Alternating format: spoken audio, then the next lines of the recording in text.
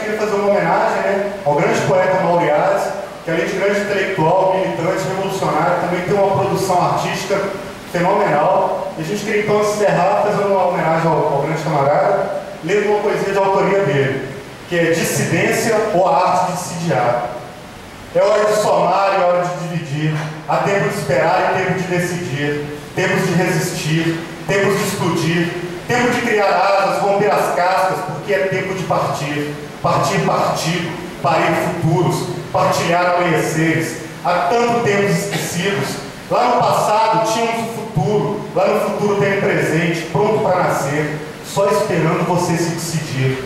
Porque são tempos de decidir, dissediar, dissuadir, tempos de dizer que são tempos de esperar, tempos de dizer, não mais em nosso nome. Se não pode se vestir com nossos sonhos, não fale em nosso nome. Não mais construir casas para que os ricos morem. Não mais fazer o pão que o explorador come. Não mais em nosso nome. Não mais nosso suor, o teu descaso. Não mais nosso sangue por vida.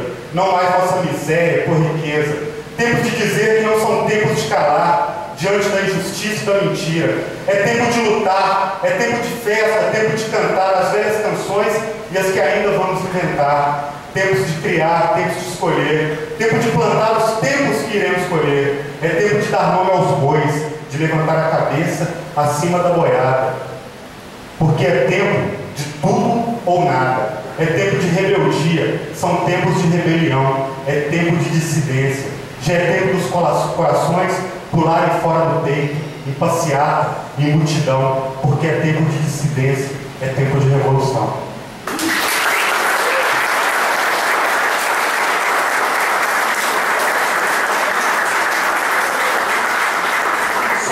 Camarada Daniel Oliveira, também coordenei o blog, né, o coletivo Rosa do Povo, coletivo de cultura do PCB.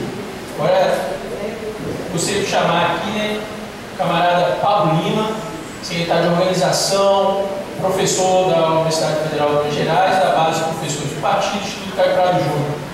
Ocupou a mesa, camarada Pablo Lima.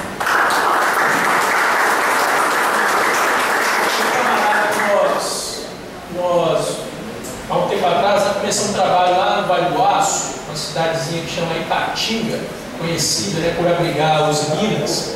Começamos um trabalho ali, né, de formação, dando assistência, muitos cursos de formação política, e esse trabalho está crescendo cada vez mais, né, seja dentro da usina, seja no local de moradia, no local de estudo. Né, começou a fazer um trabalho muito interessante da base municipal de Prestes. Esse camarada foi candidato a prefeito, conseguiu derrotar o Quintão. Esse camarada é esportista,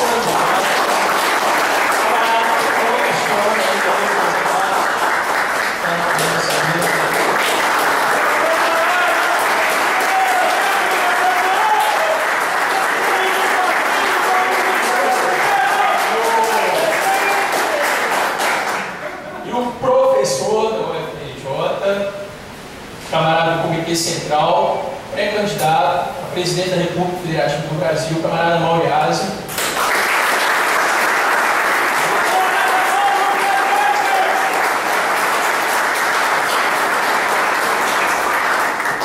Pessoal, nós tivemos, né, a primeira etapa da 15º Congresso do Partido, a primeira etapa estadual, e nessa etapa nós discutimos bastante as pré-teses aqui em Minas Gerais. Também elegemos um novo comitê estadual, né, fazendo algumas mudanças e trazendo para a construção, né, do trabalho na direção do partido, trabalho de direção do partido, camaradas do interior de Minas, da cidade escola, onde o partido está buscando se organizar. Depois fizemos uma primeira reunião do comitê estadual e nessa reunião tiramos alguns desafios. O primeiro e principal deles é fortalecer a organização das bases do partido interior do Estado, um pouco, né, da composição, da presença de vários camaradas do interior, é fruto dessa política de organização do PCB. Também debatemos sobre a conjuntura, né, estamos buscando planejar nossas ações nos próximos protestos populares em função, né, dessa Copa, desse mega evento e também de várias outras lutas. Também debatemos sobre as eleições gerais de 2014. E aqui na mesa, né, teremos a exposição do Mauriase, já falar, né, da sua pré-candidatura do Partido Comunista Brasileiro. O camarada Daniel Cristiano também irá, né, abordar sobre a conjuntura estadual, e o camarada Pablo Lima. Os dois camaradas que estão convidados aqui foram indicados pelo Comitê Estadual do Partido a cumprir uma tarefa nessa luta política, que são as eleições de 2014. O camarada Daniel Cristiano foi indicado, né, pelo Comitê Estadual como um dos nossos pré-candidatos a deputado estadual. A importância do partido aí recuperar, né, esse espaço que no passado nós tivemos até um deputado estadual aqui em Minas Gerais chamado Armando Ziller, que foi cassado, né, e teve seu mandato pedido pela Justiça Eleitoral em 1947. E discutimos também, né, a possibilidade objetiva que tem aqui em Minas Gerais, a construção da frente de esquerda em Minas Gerais, o PCB, juntamente com o PSOL, Partido Socialismo e Liberdade, e o Partido Socialista Trabalhadores Unificados, né, já estão reunindo, né, para buscar construir essa frente de esquerda aqui em Minas Gerais.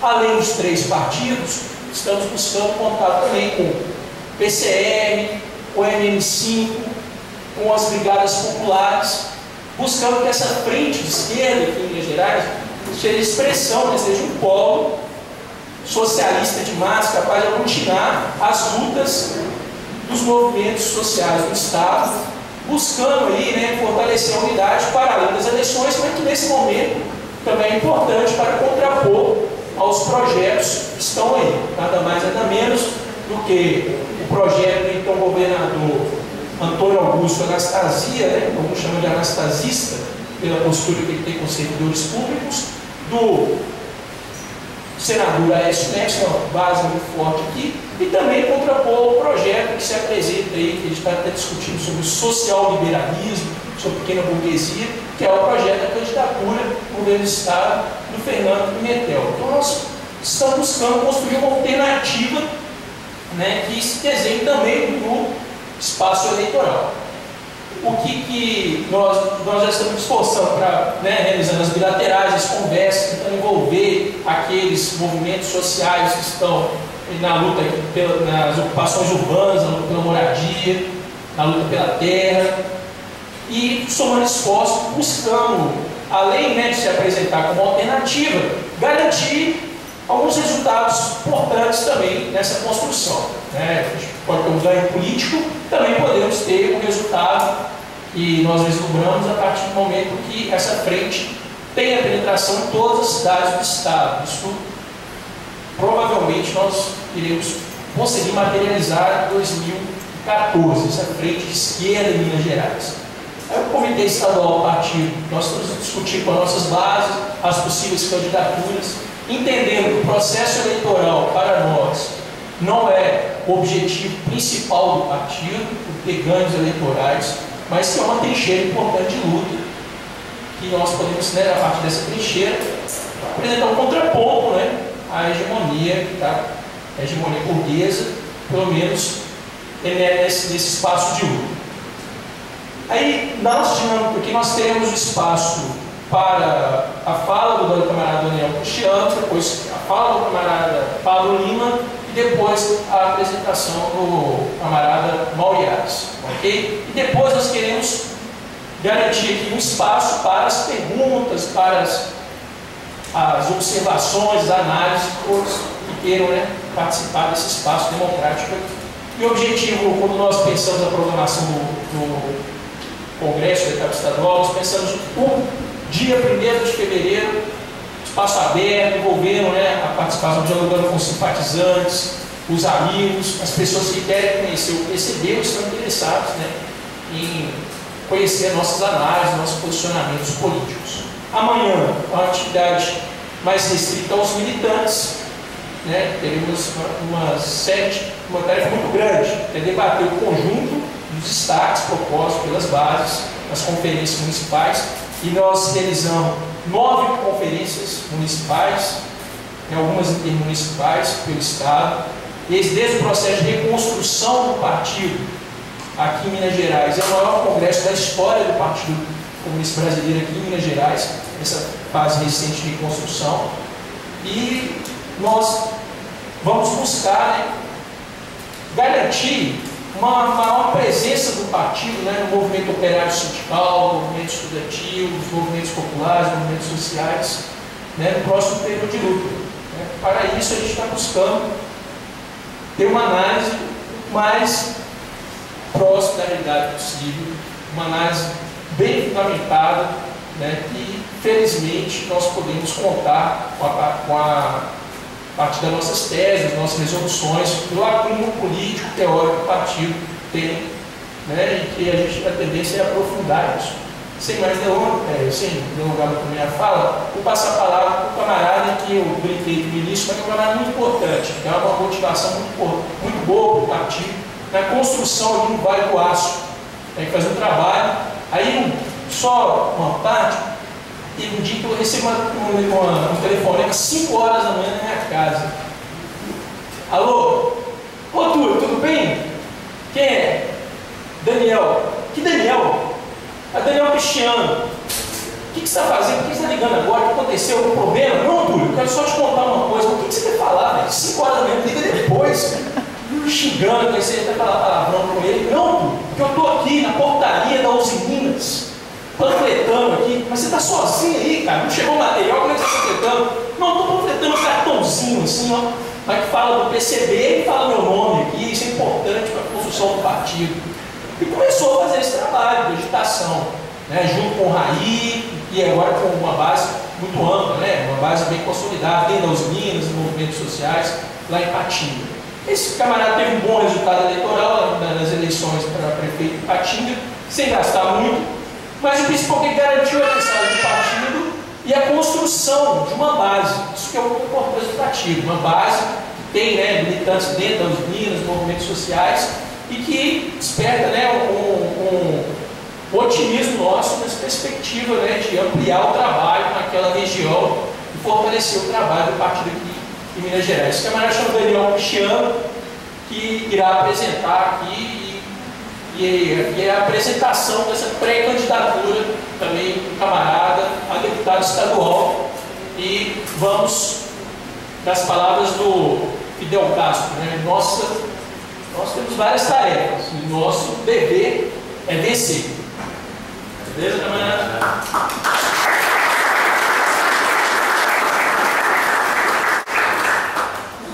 Só corrigir o Túlio, tá, gente? Daniel Cristiano, uma cidade chamada Ipatinga. Cidadezinha, pô.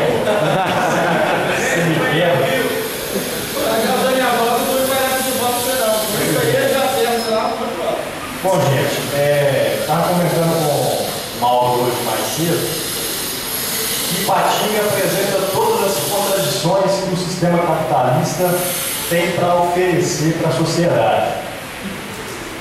Num raio de 40 quilômetros, nós temos 3 indústrias. A Semibra, que fica na região de Belo Oriente, que atua em cima da celulose. Nós temos a própria Usiminas, né, metalúrgica. E nós temos a Aperam, que é a antiga Acelor, a antiga Cesita, que fica em uma cidade chamada Timóteo.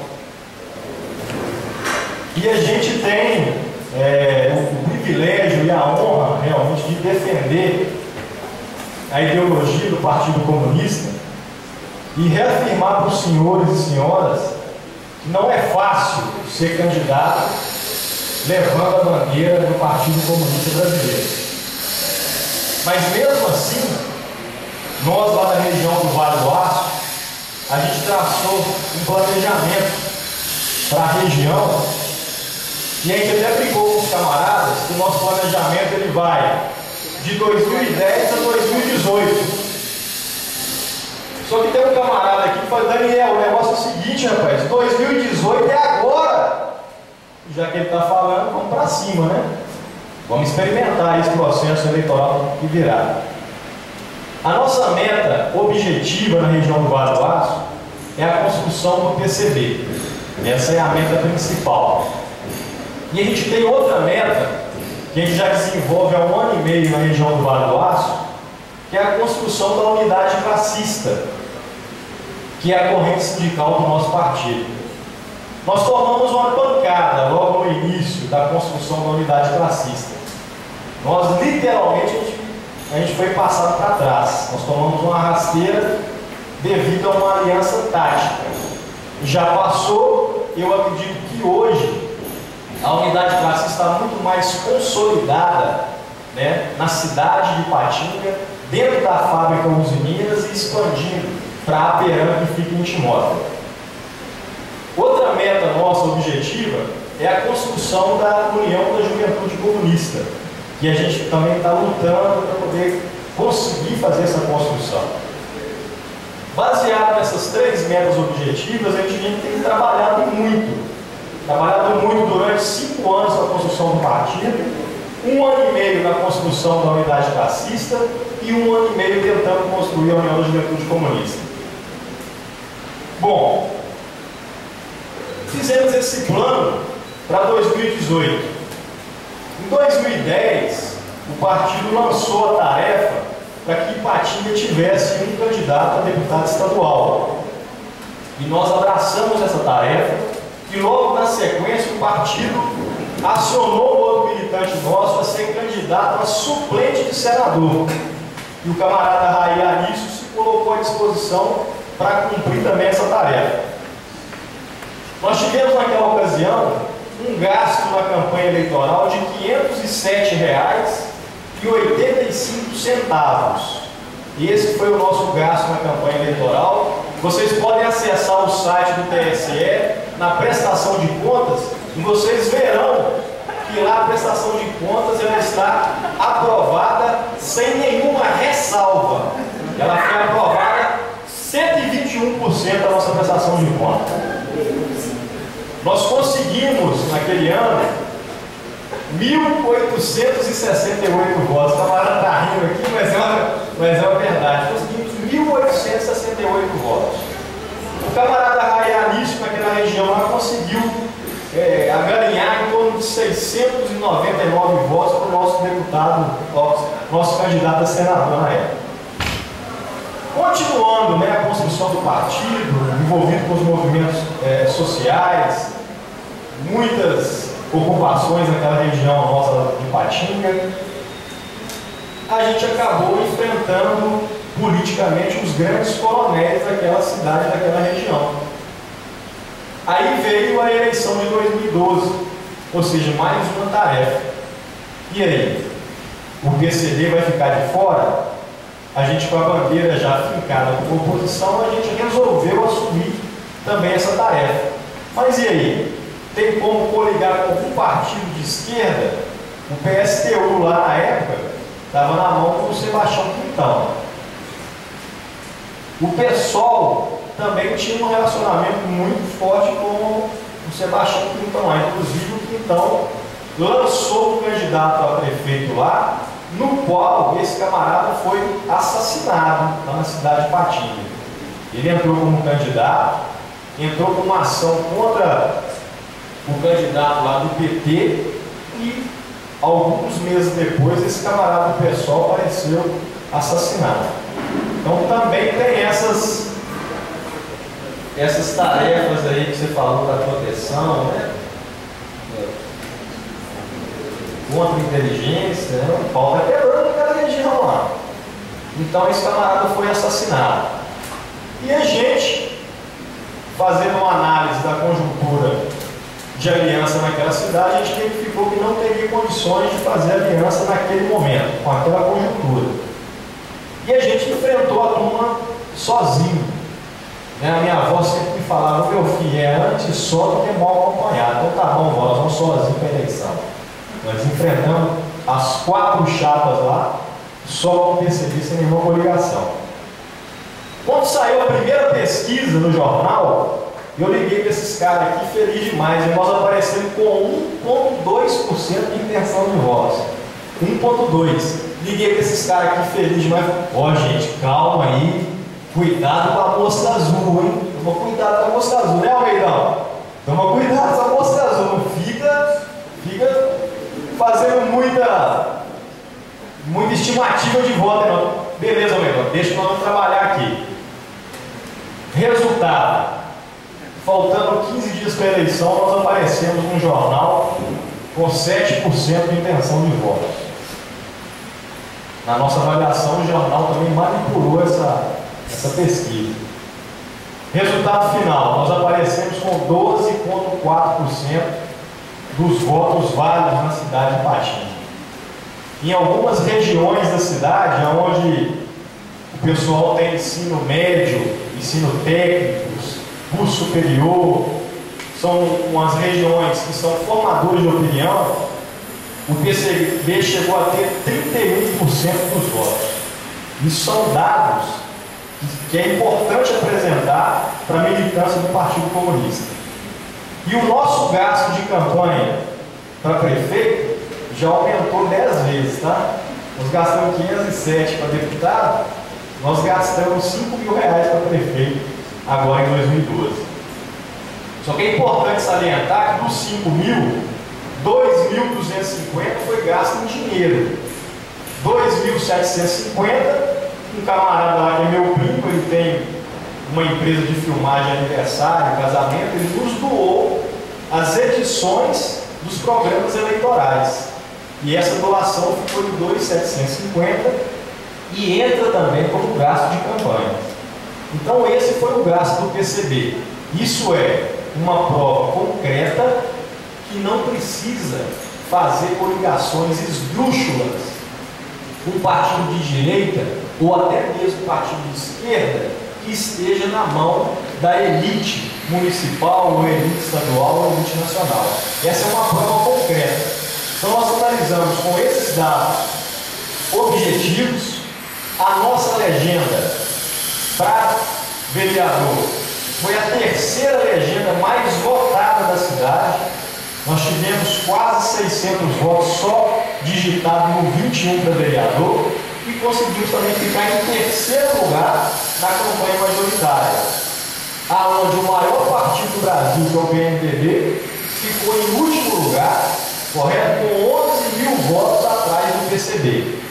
Então todos esses resultados, eles nos incentivam a participar de uma forma comunista, correto? Porque se amanhã ou depois o Daniel Cristiano, o PCB e Patinga aparecer com a campanha milionária na região do Vale do Aço, já pode cortar aquela base lá, que a base já está vendida. E esse é o compromisso que eu afirmo com vocês aqui, militantes, correto? E simpatizantes pelo PCB. Então, historicamente, a gente tem demonstrado fidelidade programática, a gente tem traçado metas audaciosas para o Partido Comunista Brasileiro naquela região e temos conseguido cumpri-las. Olhando para a conjuntura estadual, nesse caso, realmente eu for candidato, porque no momento aqui eu estou como pré-candidato, eu não posso falar como candidato, mas são algumas críticas que a gente faz ao governo estadual. É o famoso choque de gestão. Esse choque de gestão ele é inversamente proporcional ao endividamento público. Um camarada aí que era governador até 2010 e pediu licença para poder ser candidato a senador, quando esse camarada pegou o governo do estado, não é camarada não, desculpa aí.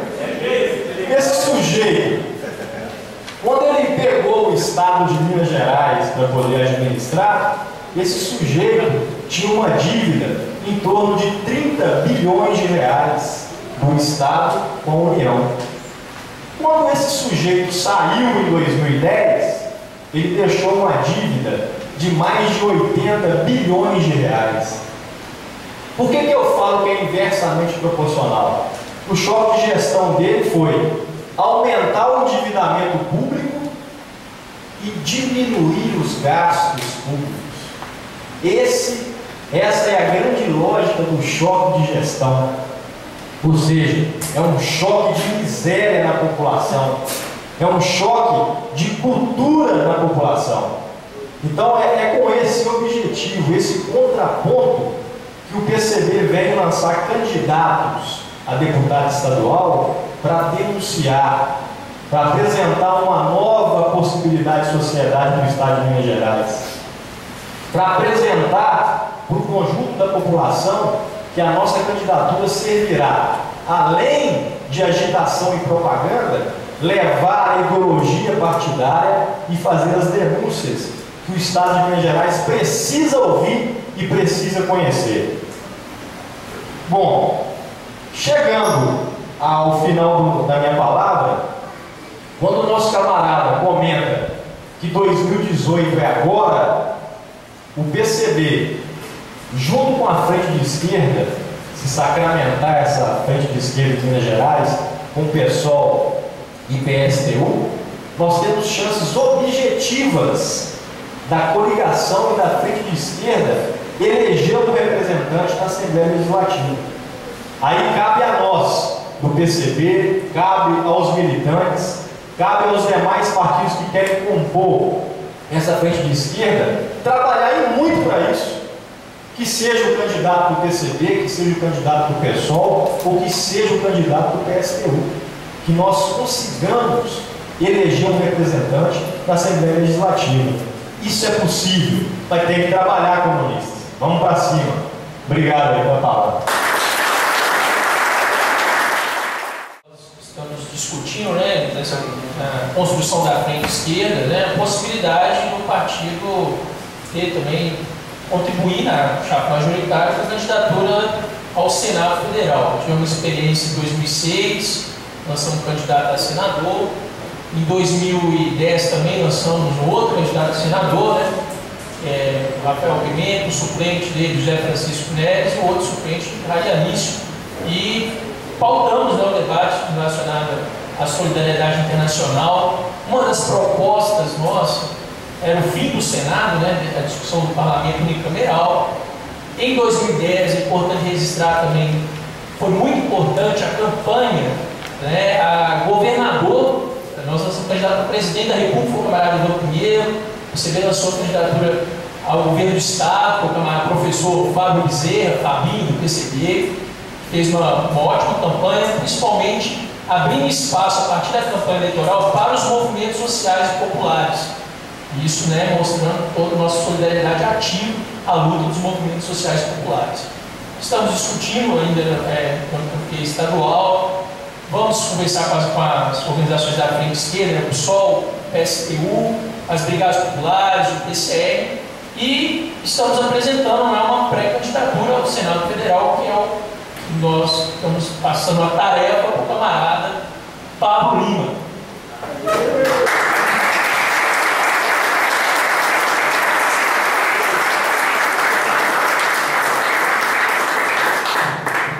Camarada Túlio, boa tarde, camaradas. Eu acho que o Túlio já adiantou, né? Mas eu ia fazer uma fala até chegar nessa proposta, mas o Túlio já adiantou. Então eu vou rearticular minha fala aqui, saudando o camarada Daniel Cristiano, né? Grande camarada, grande militante comunista, que está incomodando a classe dominante aqui no Vale do Aço e em todo o estado de Minas Gerais, e fazendo de maneira muito bem feita, né? Saudar o camarada Mauriase por ter vindo aqui, saudar o lançamento da sua candidatura à presidência da República. Para o TSE é pré-candidatura, mas para nós aqui é candidatura mesmo, né? O nome que está aí.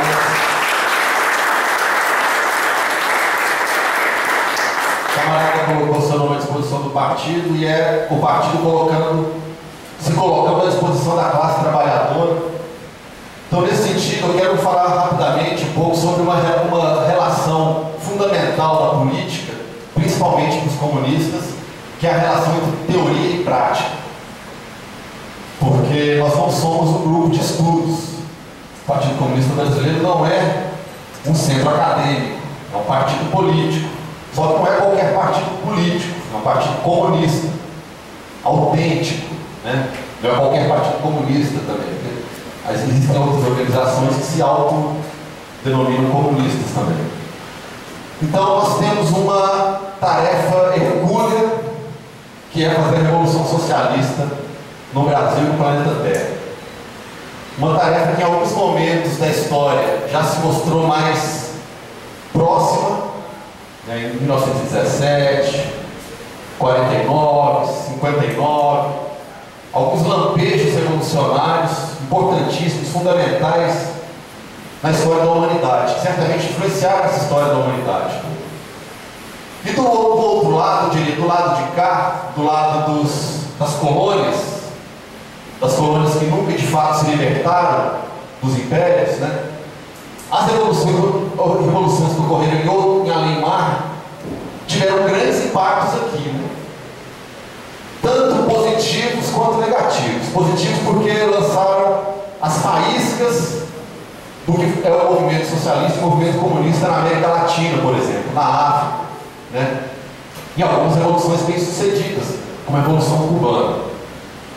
Por outro lado, levou à reação sanguinolenta das classes dominantes na implantação de ditaduras militares, né, que torturaram, que mataram, desapareceram com muitos de nossos camaradas. Então, talvez não exista país que tenha uma cultura mais anticomunista do que o próprio Brasil. Então, se não é fácil ser comunista em qualquer lugar do mundo, no Brasil a tarefa é mais complicada, porque tivemos no século XX duas ditaduras fundadas sobre o anticomunismo, sobre a necessidade de se barrar a ameaça comunista. Nos últimos 18 para 19 anos, que o Partido Comunista Brasileiro reconquistou a legalidade, a duras penas, né? Temos debatido com a sociedade, com as organizações, e temos composto em diversos momentos, com diversas peculiaridades, frentes eleitorais e também chapas puras nas eleições. Em alguns momentos também até votamos nulo enquanto partido, em diferentes momentos, em diferentes estados, né? Então não temos nenhuma ilusão quanto ao processo eleitoral, mas também não podemos abrir mão de ocupar esse espaço. Assim como estamos aqui, no edifício no centro da cidade, né? Certamente um edifício onde a hegemonia do capital não é diferente do processo eleitoral, da universidade, do mundo do trabalho, e nem por isso deixamos de existir, crescer e aparecer, né? É só um parênteses, né? Eu fico extremamente feliz de ver esse auditório cheio, de ver o partido crescendo, e aí fazendo um gancho com a fala do Cristiano, do Daniel Cristiano, o objetivo do PCB em participar de eleições, primeiro é o que ele disse aqui, é um meio tático para o crescimento do próprio partido, enquanto porrete da classe trabalhadora. Isso é o elogiando o camarada Alex Lombero, né? Que às vezes diz isso. O Partido Comunista tem que ser um porrete da classe trabalhadora, um instrumento na luta da classe trabalhadora, a serviço da classe trabalhadora, defendendo os seus interesses. Então é nesse sentido que estamos aqui tentando aliar a nossa teoria, que está muito aprofundada. Talvez o partido tenha a melhor formulação e análise teórica da realidade, com a prática que envolve diversas frentes de lutas. Também eu fiquei com vontade de falar que eu nunca vi um momento do partido com tanta fraternidade entre os camaradas, um clima positivo, uma discussão às vezes dura, mas fraterna, e a pauta do processo eleitoral tem sido uma das principais pautas que nós temos debatido. Isso é fundamental. Então, diversos dos camaradas que estão aqui presentes, eu destaco o camarada André Maia, o camarada Warley, o camarada Lutano e diversos outros, temos debatido no âmbito da direção do partido e entre a militância a questão das eleições.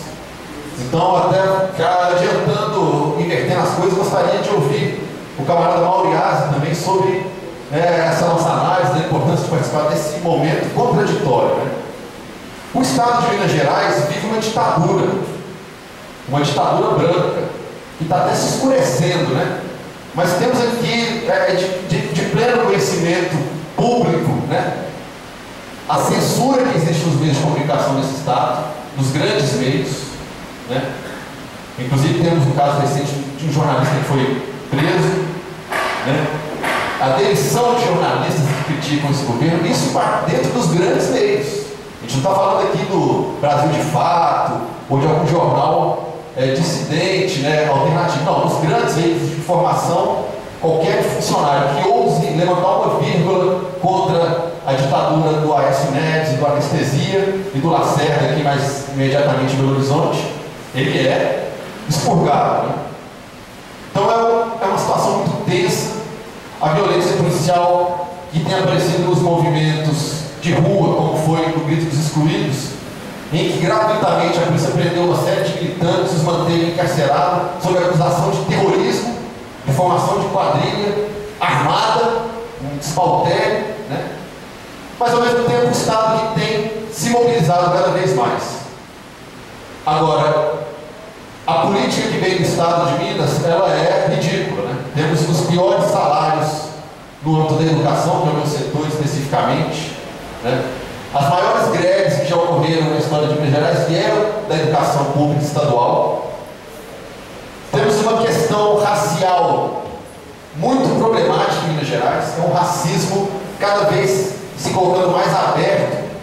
É um estado que possui mais de 500 comunidades quilombolas, identificadas pela Fundação Palmares, mas nenhuma homologada com titulação de terra, né? Nenhuma, é o estado com o maior número de comunidades quilombolas, nenhuma homologada. Ironicamente, a única que foi homologada, pouco tempo depois, foi inundada para a construção de uma hidrelétrica, né? Ou seja, né? A questão do movimento indígena em Minas Gerais, por incrível que pareça, temos em Minas Gerais o segundo município com a maior população indígena do Brasil, que é o município de São João das Missões, no norte de Minas, né? Onde existem 10 mil índios Chacreabá. E temos também a etnia Machadali, que apesar de 514 anos de colonização, praticamente não fala português ainda hoje, e tem um exemplo de resistência cultural incrível, mas que sofrem com a política de saúde precária, de educação, enfim, com problemas de alcoolismo. Nos grandes centros urbanos, e principalmente em Belo Horizonte, uma explosão dos movimentos sociais que não aguentam mais a retirada de direitos, a proibição da utilização de espaços públicos. Não é à toa que o PCB compõe aqui em Belo Horizonte o movimento Fora Lacerda, junto com o PSOL e outros movimentos sociais também, né? O Lacerda é o nosso prefeito, para quem não é de Belo Horizonte, não conhece, né? Que a gente antigamente, no início, chamava ele de pimentécio, uma mistura de Pimentel com Aécio, né? Porque Belo Horizonte foi o laboratório da aliança PT-PSDB em 2008, né? Passaram aí, entubaram na cidade esse candidato, né? E no ano passado, em 2012, aqui em Belo Horizonte, tivemos a vice-candidatura à prefeitura com o camarada Almeidão, do Partidão, e junto com a Maria da Consolação do PSOL, ficamos em terceiro lugar na cidade, com 55 mil votos, o que é algo louvável, né? Não é pouca coisa. E eu ia ironizar aqui sobre a nossa representação no Senado, que se dá com o autor da linha branca, quer dizer, da linha verde, né, que é o Aécio Neves, que faliu o Estado de Minas Gerais, como bem disse o camarada Daniel Cristiano, entre outras coisas, com a construção da nova sede administrativa do Estado. Quem chega de avião passa por ela, que o apelido era de Brasilinha, né? Então ele reencenou em pleno 2010, por aí, algo que não faz nenhum sentido num tempo de comunicações rápidas, né? Não faz nenhum sentido uma centralização física de todas as secretarias, é algo absurdo, que custou aos cofres públicos aproximadamente 2 bilhões de reais declarados oficialmente, né? Ou seja, algo sem nenhuma pesquisa social, sem nenhuma participação popular, sem nenhuma audiência pública.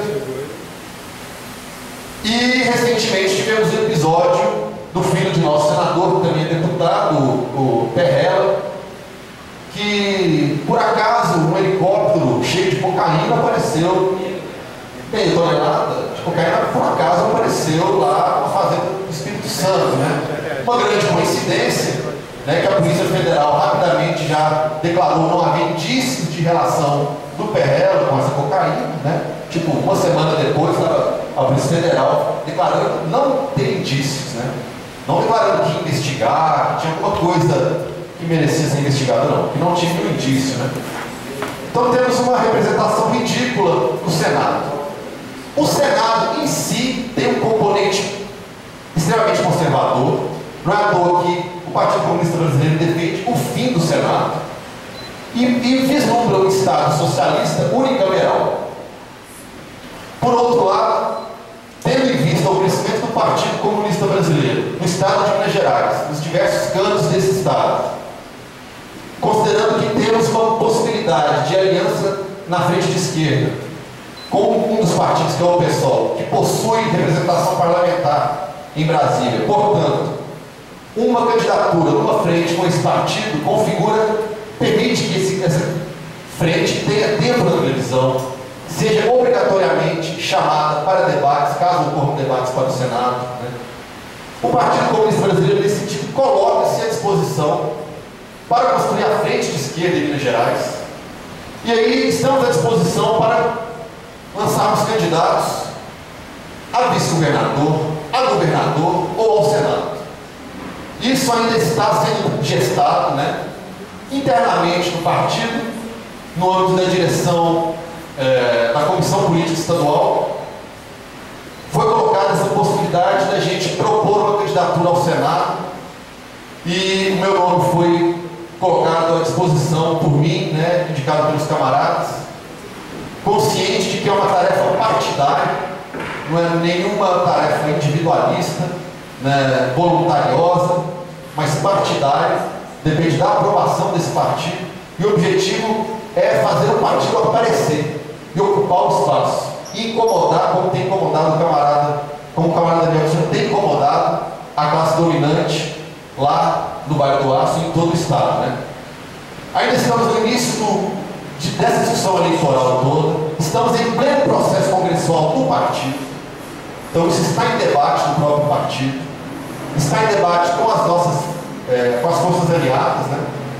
Mas estamos aí dispostos a encarar essa que talvez seja uma das tarefas mais chatas, mais inconvenientes para o militante comunista, numa sociedade como a nossa, numa conjuntura como a nossa, conscientes das contradições todas, né? Acho que temos aqui o Daniel, o Túlio, o Fábio, o Antana, né, e vários camaradas que já concorreram a cargos públicos pelo PCB e sabem como é chato, como é cansativo, né, essa tarefa. Por outro lado, se bem feita, se feita com criatividade, se a gente conseguir dialogar com a classe trabalhadora, como eu disse no início, não basta a gente acertar na teoria, temos que combinar com os russos, né? Temos que combinar com a classe trabalhadora, temos que falar a língua da classe trabalhadora, dialogar com os trabalhadores, e antes temos que aparecer, né? E colocar uma alternativa concreta para ocupar esse estado, né? Um partido político, ele discute tudo. Essa é a diferença entre um partido político e um movimento social. O partido político não deixa de ser, de certa maneira, também um movimento social. Não deixa de ser. Mas diferente dos outros movimentos sociais, que têm bandeiras limitadas, né? O Partido Comunista, né, ele entende que sua tarefa é discutir tudo. Discutir a cultura, discutir a economia, discutir a educação, saúde, transporte, a questão agrária, a questão urbana. É um partido para discutir, fazer uma discussão geral com a sociedade, né? E a nossa história, né, a nossa tradição, no bom sentido, né, e a nossa prática tem sido de apontar que todas essas contradições estão ligadas ao sistema capitalista, que é um sistema que o tempo todo fica chutando um cachorro morto, que é o comunismo. Só que não se chuta cachorro morto. Então não é à toa que a grande imprensa, todo dia, toda edição da revista Veja, todo Jornal Nacional, toda edição do jornal Globo News, dá uma alfinetada em Cuba, dá uma alfinetada no movimento socialista, no movimento comunista, nas manifestações, chamando-as de baderna, de vandalismo. Não é à toa, porque em nenhum lugar, claro que estou sendo exagerado aqui talvez, mas em nenhum país o comunismo, a proposta comunista faz tanto sentido como no Brasil. Mas se a gente tivesse aqui no Partido Comunista da Suécia, ou no Partido Comunista, sei lá, não sei, da Alemanha, enfim, faria também sentido, porque também estão sofrendo com a exploração e a mais-valia. Mas estamos no Brasil, o país mais desigual do planeta Terra, onde a renda é mais concentrada do que em qualquer outro lugar, onde a terra é mais concentrada do que em qualquer outro lugar, onde a gente vê no dia a dia o povo miserável nas ruas. A gente está tão acostumado com isso, muita gente nem se toca mais do que quer morar na rua, né? E é um país com maior população de rua, que sofre com arbitrariedades policiais, e um dos países com maior violência policial. Então assim, as condições objetivas, camaradas, são todas aí na mesa, à vontade. A gente pode escolher a ordem que a gente quer colocar as cartas, né? Mas elas são todas aí. Então daí a tarefa da gente fazer esse partido aparecer, crescer, com essa fraternidade, solidariedade internacional e espírito de igualdade, né?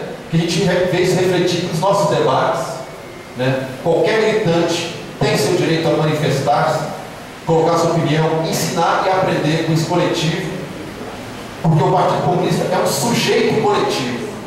Esse é o desafio. Cada um de nós é sujeito individual. Fazer o Partido Comunista é construir um sujeito coletivo, aliando a teoria com a prática, na praxis revolucionária. Então, nesse sentido, estamos à disposição do Partido Comunista. Eu estou no partido há 18 anos, nunca tive essa tarefa. Estou me preparando psicologicamente e estamos à disposição, se o partido assim concordar, né? E eu quero aqui, de certa maneira, incentivar os camaradas do estado todo a se lançarem candidatos. A nossa meta estratégica é a candidatura a deputado federal, as candidaturas a deputado federal, né? Também a deputado estadual, a senador, enfim. Vamos participar desse processo, consciência do porquê nós participamos. E se, por acaso, um dia elegermos representantes para o parlamento ou para o executivo, temos os exemplos de Prestes, de Marighella, de Caio Prado Júnior e outros camaradas que nos antecederam, que enfrentaram situações mais difíceis, para aprender com eles o que fazer dentro do Estado, né? Entendendo o Estado como um espaço que a gente pode ocupar para construir a revolução, mas dizendo para a população brasileira: olha, se você quer a transformação desse país, não é votando, não, é fazendo a revolução. Vote no PCB, mas o que vai fazer a revolução é a luta nas ruas. É isso, camaradas. Muito obrigado, né?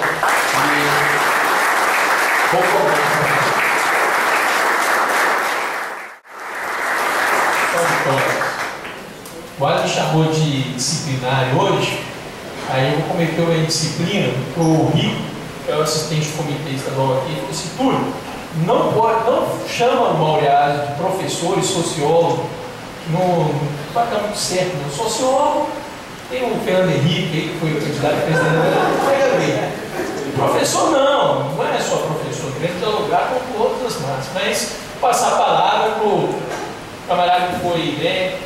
O Partido Comunista Brasileiro teve essa iniciativa política muito importante, as bases foram consultadas, depois abraçaram essa ideia, que é a pré-candidatura do camarada, professor e sociólogo, poeta, camarada Maureado.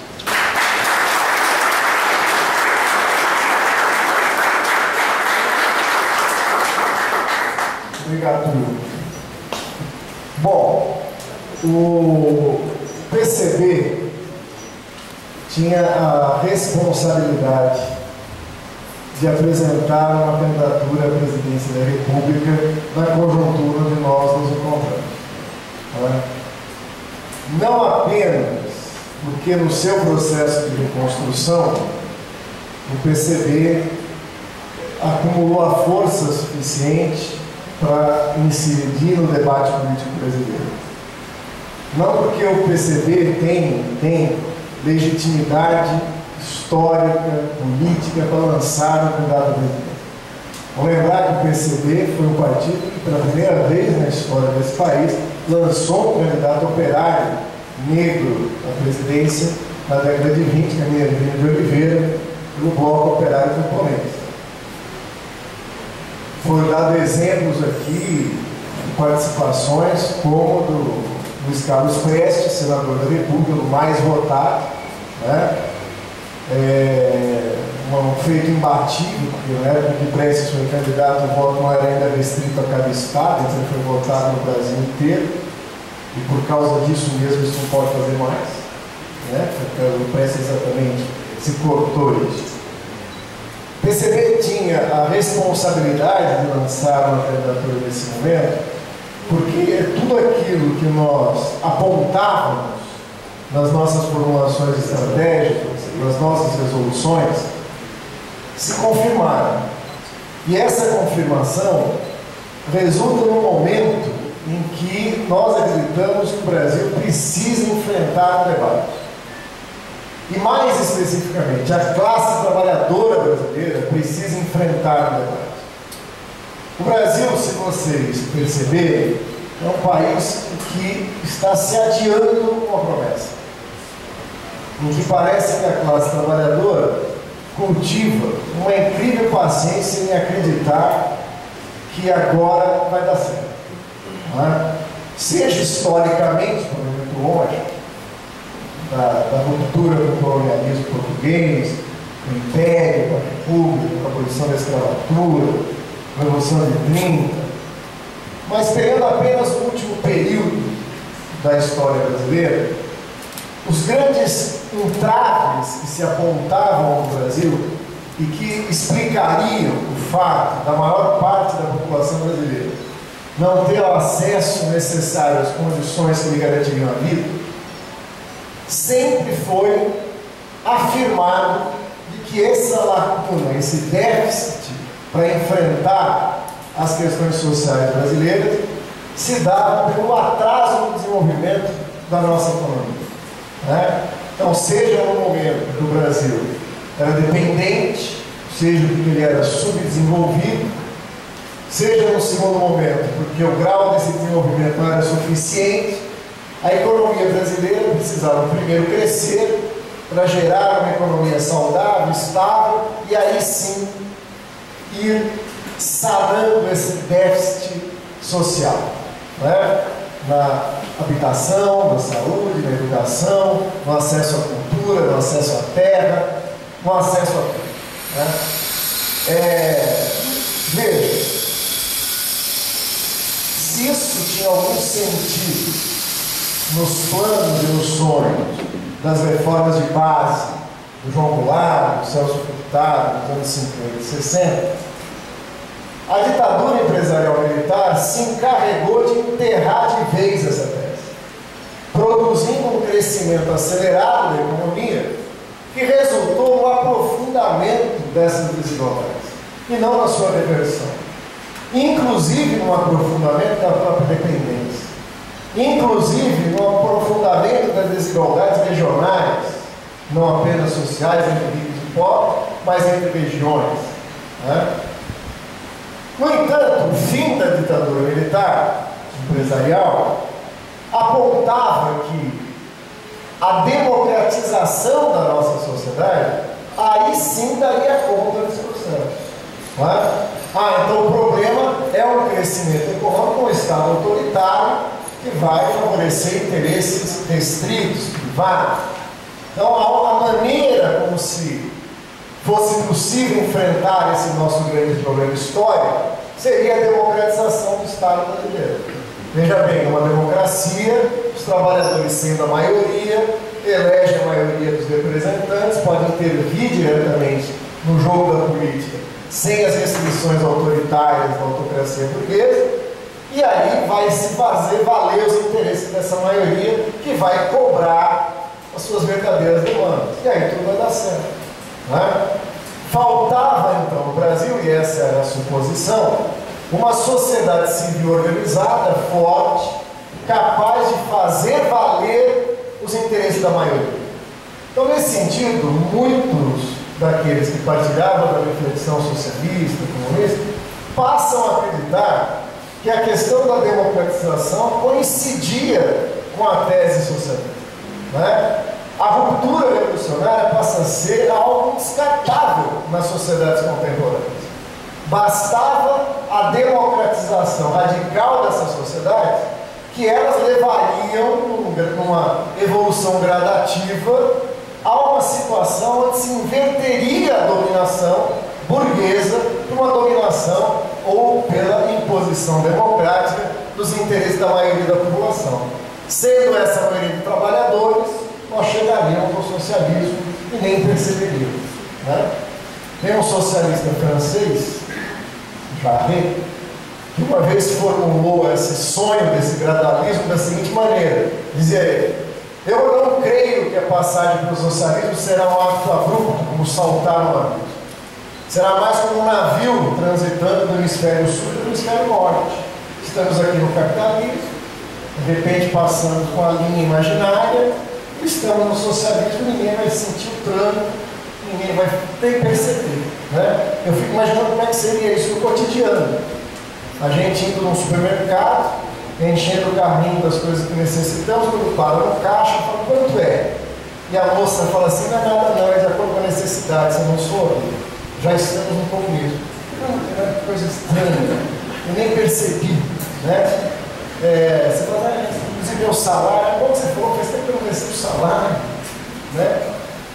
Os patrões acabaram, o tudo que é um burguês, ninguém sabe, né? Infelizmente, a transição não será assim. A sociedade brasileira transitou por uma democracia em que a forma do Estado burguês alterou-se sem que o caráter de classe desse Estado tenha se alterado. E aquela velha promessa do Delfim Neto, ministro da ditadura, que era necessário crescer o bolo para depois dividir, o bolo cresceu, tem a dívida, pagamos as contas e, por incrível que pareça, o período mais recente da nossa história se reapresenta os mesmos termos desse pacto. Não é? Um setor da classe trabalhadora que se confronta com a ditadura, que se organiza enquanto partido, se apresenta como proposta de uma alternativa eleitoral para fazer reformas no sentido de uma democratização, de um contexto democrático popular, que levaria um elo inseparável até o socialismo, resolve exatamente no momento em que é possível chegar à presidência da República, organizar esse governo na forma de um pacto de classes, mais uma vez cedendo a premissa de que é primeiro necessário garantir o bom funcionamento da sociedade capitalista, para depois, caso isso ocorra, ir com o fundo público atendendo pouco a pouco as demandas populares. E daí derivou algo ainda pior, que fecha o cenário conjuntural onde nós nos encontramos. A transição da era do Fernando Henrique Cardoso dos governos petistas, né, tem nuances que precisam ser analisadas, né?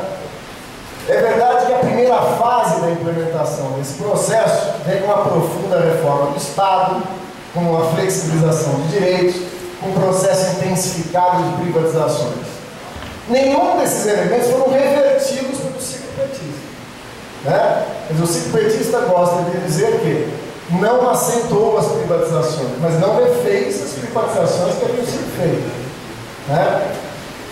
Mudou a forma de implementar, seja a reforma e a contra-reforma do Estado e a própria privatização. E nessa nova forma, bastante coincidente com as orientações do Gordon Brown, crescem as chamadas parcerias público-privadas, as fundações, as privatizações diretas e indiretas, né? Como a gente vê na saúde, nas OS, nas OCIPs, no apoio ao ensino privado, né? Nas concessões das rodovias, ferrovias, agora nas privatizações dos aeroportos. Ou seja, nenhum desses elementos se reverte, mas há alguns elementos que ganham uma densidade maior.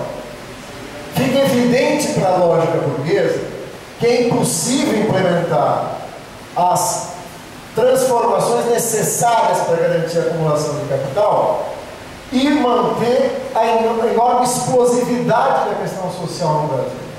Né? Quer dizer, a desigualdade no Brasil é de tal forma, as contradições são tão grandes, né, que a reforma do Estado, a desmontagem do Estado, dos serviços essenciais, o reino do mercado, gera um custo para a população e um ônus para a população e, de fato, existiria uma explosão social.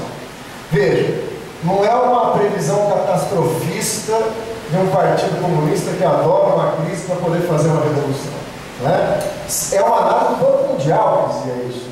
É uma análise que parte também coincide com o Pentágono. É interessante que a análise do Pentágono coincide com a análise do Banco Mundial. Eu suponho que deve ser uma coincidência. Né? Mas o Pentágono e a secretária de Estado norte-americana dizia nos anos 80 que a América Latina era um terreno fértil de um risco iminente de rupturas institucionais. Tal grau de esgarçamento da sociedade para a implementação das reformas necessárias à acumulação capitalista. Ora, o Banco Mundial começa a trabalhar claramente com políticas compensatórias. Né? E é o que nós vemos como síntese. Não se altera o caráter privatista, o predomínio do mercado, o reino do capital financeiro, mas se acopla a essa macro política econômica com a política de compensação de medidas sociais. Né? Através das bolsas, através do acesso ao ensino superior, através da garantia do emprego, ainda com precárias condições, através do crédito. Né? Isso acaba não atacando a ordem burguesa, nem agora nem no processo, mas acaba cercando essa ordem de uma legitimidade que permite ela se consolidar ainda mais. O que gera um paradoxo. O ciclo petista, ao invés de ser um processo de acúmulo de forças na perspectiva do socialismo, parece que desacumula.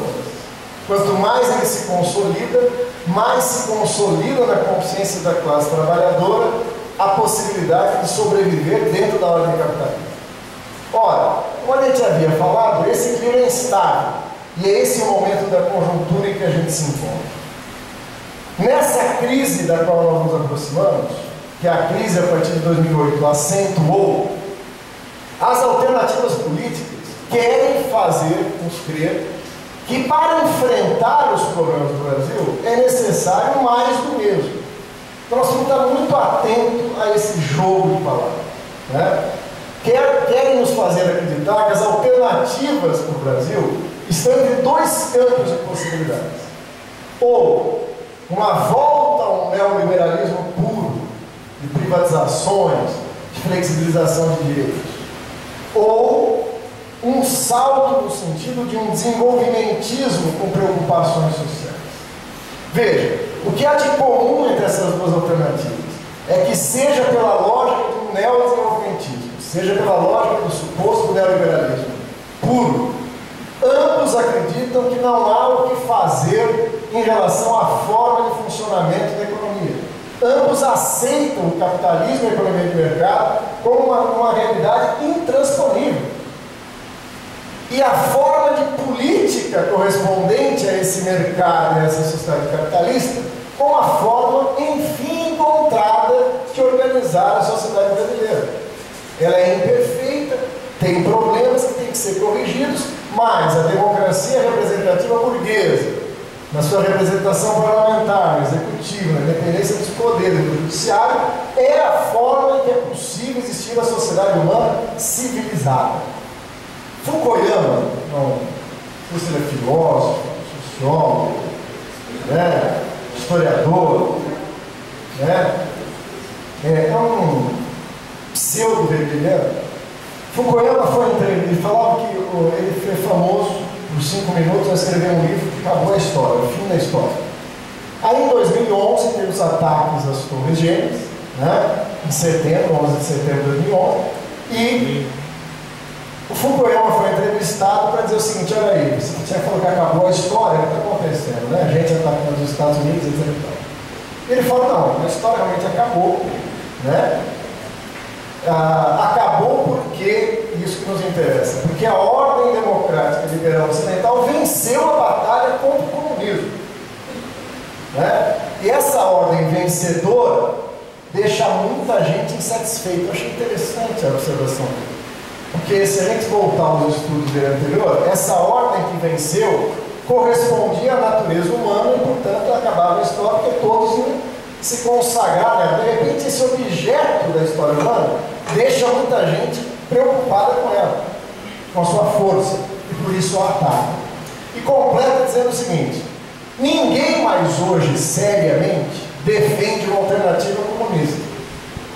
Mas todos os governos estão com muito medo. Não mais disso, mas não sabemos do quê. Eu achei bem interessante a entrevista dele. Né? Por quê? Porque a ideologia do nosso tempo quer que nós acreditemos que a sociedade brasileira tem uma série de problemas que serão resolvidos na medida que desenvolva a forma atual da sociedade brasileira. Né? Nós estamos convencidos, e é esse o debate que precisa ser levado nessa campanha presidencial, de que todos os problemas que afligem a população trabalhadora brasileira, na sua mais imediata cotidianidade, até os grandes problemas estruturais nacionais, são resultado da opção pelo desenvolvimento do capitalismo no Brasil. Não é um acidente do destino, nem uma forma inadequada de gestão que faz com que a maior parte da riqueza socialmente produzida se concentre na mão de uma minoria. Veja, em 1990, 50% da população mais pobre do Brasil concentrava cerca de 17% da renda nacional, enquanto 10% da população mais rica concentrava 53% da riqueza nacional. Fiquemos com esse tipo de dado. 10% da população mais rica detinha mais da metade da riqueza nacional em 1990. Bom, se consideramos os dados de 2007, portanto, na passagem do primeiro governo Lula já para o segundo, né, já terminando ali, já consolidada a era petista, por assim dizer, os 10% mais ricos saltaram para 74,2% da riqueza nacional.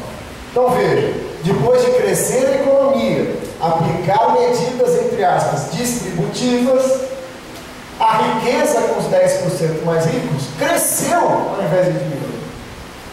E a maior parte dos assalariados teve, na série histórica, o seu poder de compra diminuído. Enquanto os 20% mais pobres, que estavam abaixo da miséria, da linha da miséria, tiveram uma pequena recomposição da sua renda. Então veja que mundo nós estamos discutindo. Vocês vão ouvir na campanha eleitoral da atual presidente da República de que no Brasil acabou a miséria, o que é um espanto, porque ela tem problemas de visão. Ele diz que anda por aí e vê a miséria, né? Mas vocês estão tendo ilusões de ótica. Né? Deixa eu explicar para vocês. Quando as pessoas não têm as categorias corretas, elas colocam o risco de fazer análises erradas. Na década de 70 e 60, as análises eram feitas em termos de ricos e pobres. Né? Só que quando a ONU vem medir a pobreza no Brasil, depois de uma década, de 70 para 80, por exemplo, descobriu que a condição de pobre vira uma condição favorável, porque tem gente abaixo da pobreza. É preciso uma categoria para entender isso. Não sei se vocês me compreendem, né? É aquela situação que o cara chega e fala o seguinte: se Deus quiser que tudo der certo na minha vida, eu quero ser pobre. É aquela coisa que, né? Chega naquele parágrafo, sou pobre, pago minhas contas. Como é que eu vou chamar o cara abaixo da pobreza? Eu vou criar a condição da miserabilidade. Passada uma década, vem os piedosos sociólogos estudar mais um pouco aqui e descobrem que tem gente abaixo dessa condição de miserabilidade. E cria uma categoria, miséria absoluta.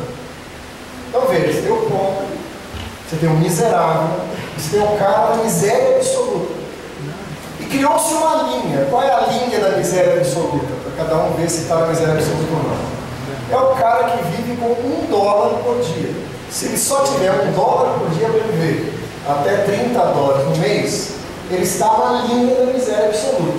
Se ele tiver menos que isso, ele está abaixo da miséria absoluta. Não é isso? Olha que interessante.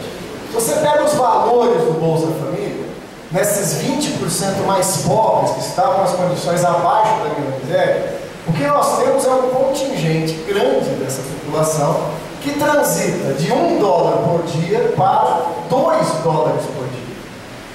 E que, portanto, sai da miséria absoluta para entrar na miséria. E as pessoas têm a desfaçatez de chamar isso de erradicação da miséria. E pior, pelos padrões de acesso ao consumo, criaram o mito de uma nova classe média, né, que transita ali. Veja, no máximo, entre o mínimo e o máximo dessa contribuição desses programas sociais, você tem gente chegando a metade do salário mínimo existente, no máximo. Né? Ora, portanto, a promessa de um crescimento que geraria riqueza, que ao mesmo tempo, e essa é a base do pacto social, levasse a lucros para os capitalistas e a solução dos problemas sociais, resulta, depois de algumas décadas, num quadro conhecido por nós. Os ricos ficam mais ricos e os pobres ficam mais pobres. A grandiosidade, a conquista desse período de 11 anos de governo é que os abaixo da miserabilidade agora estão na miséria. Agora digo porque isso antes dos efeitos catastróficos da próxima crise, que pode levá-los todos à miséria absoluta mais uma vez. Né? Não há segredo. As relações sociais de produção que geram essa desigualdade também estão na base daquelas relações que mercantilizam tudo na vida. Quer dizer, o capital só existe enquanto processo de valorização. Enquanto processo de valorização, ele se assemelha àquele deus Midas da mitologia grega. Só que o deus Midas, por tocar, virava ouro. O deus do capital precisa, para existir, tudo que tocar virar mercadoria, porque é através da mercadoria que ele se faz. Ora, por um processo, como vem ao caso que discutimos, esse processo capitalista tende a se estender para todas as esferas da vida. Ele se acumula demais num ponto, cai as taxas de lucro e ele vai migrando para outras áreas, tomando tudo, todas as esferas da vida. É um desafio achar qualquer coisa na vida hoje que já não seja tomada pela mercadoria. Como é que acontece prático para saber isso? A pergunta é uma só: que valor de uso você tem acesso sem que se tenha necessidade de passar por uma relação de troca, onde você tem que dar a quantidade de equivalente geral necessária em troca? O que hoje? Né? Tirando o ar, uma das aulas que eu estava dando nesse exemplo, um aluno falou: não, ainda sobra o ar. E não bastou 2 dias uma amiga minha trazer uma matéria do Japão de um cara vendendo oxigênio engarrafado. Então não vamos falar, porque daqui a pouco vai ter aquela fila de pobres roxinho que foi não pagar a conta do ar, né? O ar também será privatizado. Mas até bem pouco tempo seria um absurdo pensar na água como mercadoria. E a água já está em grande medida sendo controlada para ser vendida como uma commodity qualquer, né? A mercantilização crescente da vida transforma tudo em mercadoria. E o ciclo recente do capital acentuou isso sobre elementos que até certo tempo não interessavam ao capital por ser um custo improdutivo, né, de certos serviços a que ele chamava o Estado a assumir em seu nome. Né? Agora esses setores mesmo vão ser abocanhados por essa sanha do mercado. Ora, por que não temos acesso à educação? Por que não temos acesso à saúde como devemos? À moradia? Porque, em grande medida, esses bens necessários à vida estão sendo tomados pela lógica do mercado. O que ocorre também com a terra. A terra não é mais aquele bem natural a que todos pertencem, como um direito social, que produz a vida através de alimentos, através das famílias camponesas, daqueles que nelas trabalham. A terra vive em grande parte também ou reserva de capital de um lado ou meio de produção essencial para que o capital invista capitais e extraia mais valores na capitalização do campo. Todas as áreas da vida são tomadas por essa lógica da mercadoria. E nada escapa, inclusive a cultura. Inclusive a cultura. Uma vez na USP, a gente estava tendo aula, professor de sociologia, né, o Gabriel Con, um dos weberianos mais competentes desse país, né, o Gabriel Con, chegou irado na sala de aula, nervoso com uma notícia de jornal que dizia que preparava-se um projeto-lei em que as categorias de análise, conceitos famosos de certos autores poderiam ser registrados no sistema de marcas e patentes, para que, caso fosse usado na produção de conhecimento, pagasse uma taxa, um royalty, né? Então, se você tivesse que falar de algum ponto de mais-valia, você teria que pagar, né, para a família Marx lá, que caiu no produto, né? Mas qualquer autor conhecido que construísse um conceito, uma categoria, teria que ser, ao ser citado, pagar uma taxa. E o Gabriel Porto estava desesperado, isso é absurdo, porque a produção de conhecimento não pode ser constrangida por essa coisa. Eu dizia, professor, você está nervoso porque chegou aqui, né? Você está nervoso porque chegou na sua casa, chegou no seu quintal. Agora, já chegou na alimentação, já chegou na moradia, já chegou no transporte, já chegou na roupa, e vale mais do que a categoria de ação social do governo, né? Pelo menos é mais útil na hora que você tem fome. Portanto, a mercantilização da vida, ela inviabiliza a vida. Ora, vamos lá. A proposta que venceu, a proposta que se impôs enquanto ordem burguesa no Brasil, dirigida pelos últimos ciclos do governo petista, é que era possível essa economia de mercado dar lucro aos capitalistas e gerar uma riqueza transformada em fundo público que aos poucos seria investida nas manifestações da questão social. As décadas, a década que fecha nesse momento, prova que esse caminho nos levou ao impasse. E esse impasse demonstrou o ponto de fraqueza dessa hegemonia burguesa no Brasil. Veja, ela só pode ser consolidada numa forma de poder que disfarça o domínio da minoria sobre a maioria.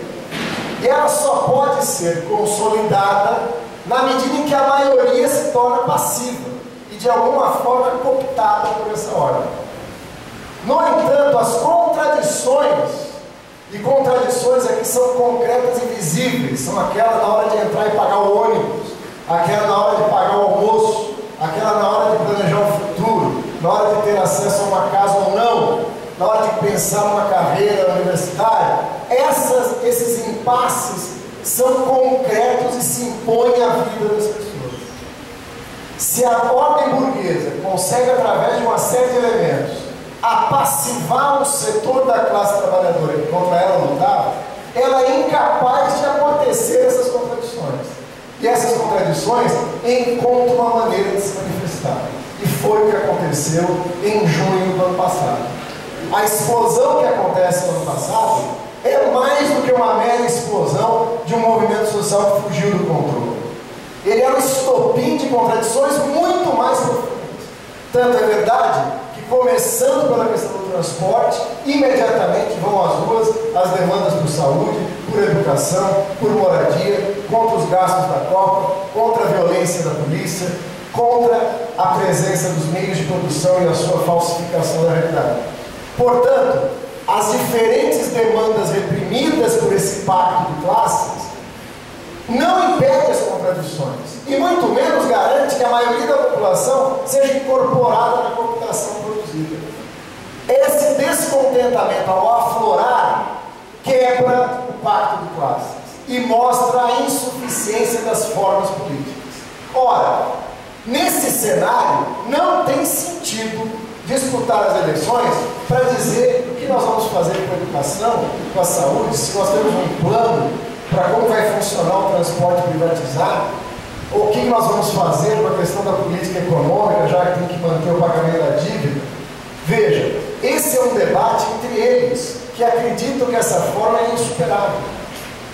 Nós devemos ir para essa campanha com algumas afirmações muito simples. Vamos começar por ela, para tentar ver se você consegue visualizar os eixos que estamos apresentando ao Congresso do Partido para começar a discutir nosso programa. Nosso primeiro eixo é o seguinte: todos os direitos fundamentais e essenciais à vida humana são bens aos quais as pessoas devem ter acesso de maneira pública, universal e gratuita. Veja, já está até pronto o processo de lei, espero que o Paulo tenha montado para poder apresentar lá no Senado, né? Daniel, a tradução disso para a questão estadual. Veja, parece uma coisa óbvia, né? Aquilo que é essencial à vida, as pessoas têm direito a ter acesso, sem que seja na forma de mercadoria. Vamos traduzir isso de forma clara? Educação, saúde, transporte, não são mercadorias. Tem que ser direitos garantidos pelo fundo da despesa pública vinculado na forma de impostos, na forma das contribuições que vão colocar. Toda vez que a gente começa a apresentar isso, vem um raciocínio técnico. Não, isso não é possível. Se você fizer isso, você vai falir o Estado. Não, calma. Coloque aí a previdência. Tem que ser universal, é um direito, tem que ser pública. Mas aí quebra de vez, não. Põe aí moradia. Ué, um direito essencial? Põe a moradia. Pô, mas se você continuar colocando todas essas coisas, o que o mercado vai fazer? Nada, na nossa concepção. Né? No final dessa transição, é uma transição onde o conjunto da força de trabalho no país produz um conjunto de bens e serviços que satisfazem um conjunto de necessidade, sem a mediação do mercado. Ora, quando as pessoas falam assim, mas para você poder operar um programa desse, você vai ter que ter certos instrumentos que o Estado hoje não tem. Verdade, bem lembrado. Por isso que o nosso programa tem que imediatamente, né, tornar público e estatal todo o sistema financeiro. Todo. Inteiro em um ato. Centralizar e estatizar todo o sistema financeiro. Recuperar e reverter imediatamente privatizações em setores considerados estratégicos para a produção coletiva da vida no país, que são o quê? Mineração, energia, transporte. Não é? Portanto, é um programa que tem que, para garantir o acesso público a direito essencial, tem que ser um programa socializante. Tem que ser um programa que ataca na origem do problema. E a origem do problema é a apropriação privada da riqueza socialmente produzida. Por isso é uma alternativa socialista. Ora, as pessoas falam, bom, mas a burguesia não vai deixar isso acontecer. Certamente não. A burguesia pode aceitar que um governo de esquerda, popular, mude o nome da praça. A gente pode mudar o nome da praça para Calvário, pode fazer uma certeza. Mexer na propriedade privada, na acumulação de capitais, a burguesia não aceita. E ela tem instrumentos para fazer isso, tem o seu Estado. Por isso que no nosso programa, a implementação dessas medidas exige o estabelecimento de um Estado dos trabalhadores. Precede a execução desse programa, não uma reforma política. Não uma discussão se vamos eleger representantes por lista ou proporcional, por partidos ou por frentes, em voto distrital ou em voto proporcional nominal. Uma mudança política de caráter de classe do governo. A constituição de um tipo de poder na qual as classes trabalhadoras possam encontrar os meios de garantir a necessidade da implantação dessas medidas. Ora, por isso que, ao nosso ver, essa transformação pode começar por uma disputa eleitoral, mas ela nunca se reduz e se confina a uma mudança eleitoral nos quadros da atual institucionalidade. Ela necessariamente é um processo de ruptura política, que combina a ação direta das lutas nas ruas, nas massas, na luta organizada nos sindicatos, da classe trabalhadora, na universalização disso como alternativa de poder, de um Estado dos trabalhadores, de uma ditadura do proletariado. Ora, qual é o nosso problema? Quando a gente fala isso, as pessoas falam, não, mas isso é o que vocês acreditam. Eu até acho legal, acho interessante isso aqui. Mas é o que eu estou perguntando é o programa eleitoral, entendeu? Veja, a pequena política é tão grande no Brasil que se criou esse tipo de mediocridade. Uma coisa é o que um partido acredita, outra é o que ele vai escrever no seu programa. E uma terceira coisa é o que ele vai fazer se de fato for eleito. Eu estou falando aqui de forma jocosa, mas quem quiser está aí no genuíno, saudoso, escreveu isso quando perguntado, né? Mas o PT do governo está cumprindo. Não, veja, vou diferenciar para vocês. Uma coisa é o programa do partido, outra é o programa eleitoral e outra é aquilo que se implementa uma vez eleito. Né? E tentou justificar usando o Haber. Eu não entendi direito, mas o ministro pode explicar como é que ele conseguiu chegar no Haber para explicar isso. Veja, nós não devemos aceitar isso. Nós fazemos política para dizer o que nós pensamos. Nós fazemos política porque temos o dever de explicitar perante a classe trabalhadora e a população brasileira o que acham os comunistas. Porra, Marx, lá em meados do século XIX, começa junto com Engels o Manifesto Comunista, dizendo que já é hora dos comunistas dizer o que pensam. E nós estamos aqui no começo do século XXI e vamos dizer o seguinte: bom, o que eu penso é isso, agora o que eu vou falar é outra coisa, para não assustar as pessoas. Como assim para não assustar as pessoas? Nós temos ou não a convicção de que a forma capitalista, ao ser mantida, aprofunda esses problemas? Temos ou não a convicção de que para alterar a forma capitalista é necessário alterar a propriedade dos meios sociais de produção, mudar as relações sociais de produção, e que para isso é necessário mudar o caráter de classe do Estado? Se nós temos convicção disso, é isso que nós vamos falar na televisão, no programa eleitoral e para quem quiser vir debater com a gente. E deixa que os oportunistas de plantão venham justificar que eu no fundo acredito nisso, mas taticamente agora eu vou defender uma reforminha. Então vamos defender essa reforminha. O que nós estamos dizendo é que não será as reforminhas que mudarão esse país. Não é uma questão de mudança do caráter moral do governo burguês, mas de acabar com o governo burguês e do Estado da burguesia e no seu lugar colocar um governo dos trabalhadores, um Estado dos trabalhadores. Ora, isso nos remete ao último elemento. 2. O que isso tem a ver com as diferentes lutas que hoje mobilizam a população brasileira? Mais uma vez, queremos dizer que todas essas lutas, por mais diversas que sejam, se chocam com a ordem do capital. Todas. Mesmo aquelas que parecem distantes desse universo da economia. Né? Como a questão das mulheres, como a questão dos negros, como a questão dos índios, como a questão homossexual, nas suas diferentes formas de manifestação. Porque as pessoas acham que essas questões são questões específicas. Parte do discurso pós-moderno quer dizer que essa especificidade as tira da questão geral. Ora, primeiro, que o marxista não precisa ficar pedindo licença para pautar esses temas. Afinal de contas, foi a esquerda que criou esses temas. O que seria da luta das mulheres sem a presença da esquerda? Quem pautou a questão da mulher na questão política mundial foi o desenvolvimento da política de esquerda e revolucionária. Né? Assim como a questão racial e outras. No entanto, é verdade que essas questões hoje assumem características específicas. Ora, mas por um bom marxista, as particularidades não são opostas à universalidade. Elas são particularidades de uma forma de opressão funcional a essa ordem da mercadoria e do capital. E por que essa nossa perspectiva é importante na discussão desses temas? Porque nós não aceitamos trocar a forma para manter o conteúdo. Por exemplo, qual o problema da questão racial? Então os negros não podem votar como não podiam nos Estados Unidos? Agora podem. E poder eleger um presidente negro. Não é? Formando uma classe média negra capaz de defender a ordem burguesa com a burguesia negra. Um magistral filme do Spike Lee, né? Libertar, aquele veleiro que vem fazer tráfico na naufraga ali, tem uma cena muito bonita, onde os negros estão caminhando, sequestrados por aquela cidade que eles não entendem o que é, e passam um cocheiro negro numa carruagem.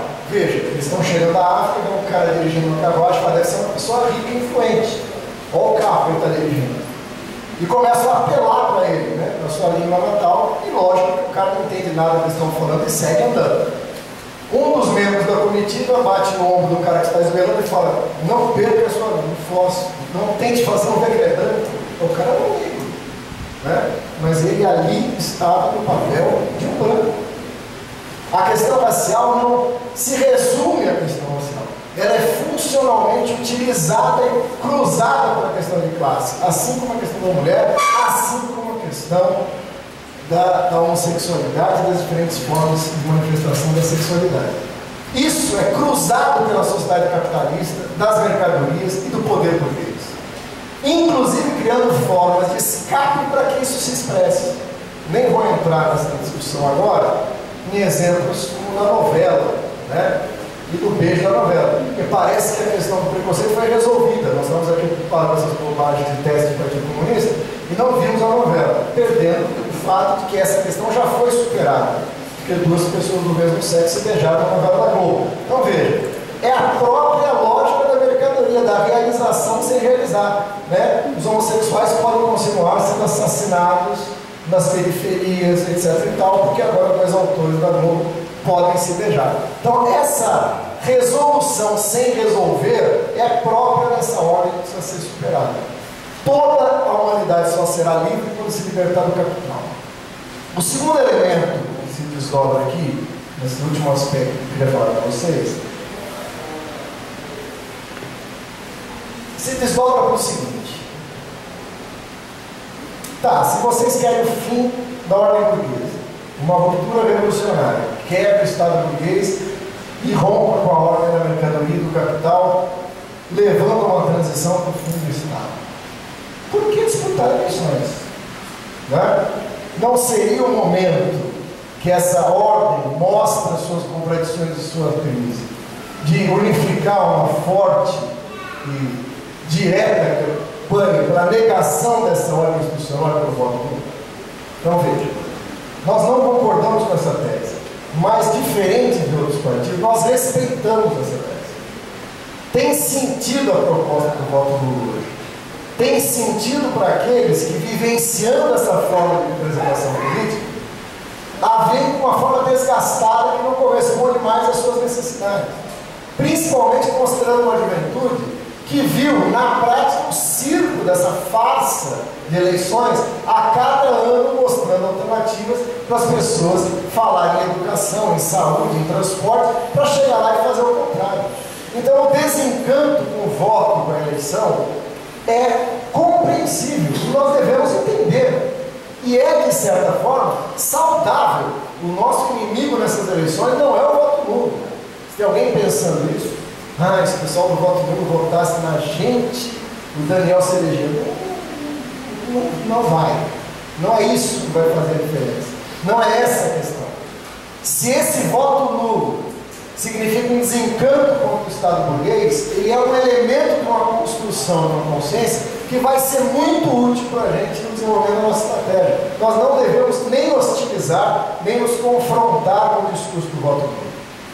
O problema do discurso do voto nulo agora é o seguinte: é a crença principista de que essa proposta revolucionária, ao ser apresentada no quadro de uma disputa institucional, no quadro de uma disputa eleitoral, perde a seu caráter revolucionário.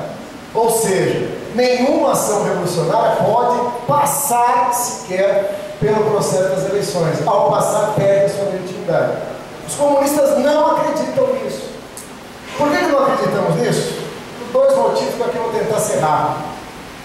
Che Guevara, num magistral texto sobre a questão se Cuba era ou não um modelo estratégico a ser considerado pelo conjunto da América Latina, que se chama Seção Histórica ou Vanguarda dos Povos da América Latina, Che Guevara diz o seguinte: mesmo não acreditando na possibilidade de vitórias eleitorais parlamentares, que pouco a pouco irão mudando as coisas, um verdadeiro revolucionário não deve descartar por princípio nenhuma forma de luta.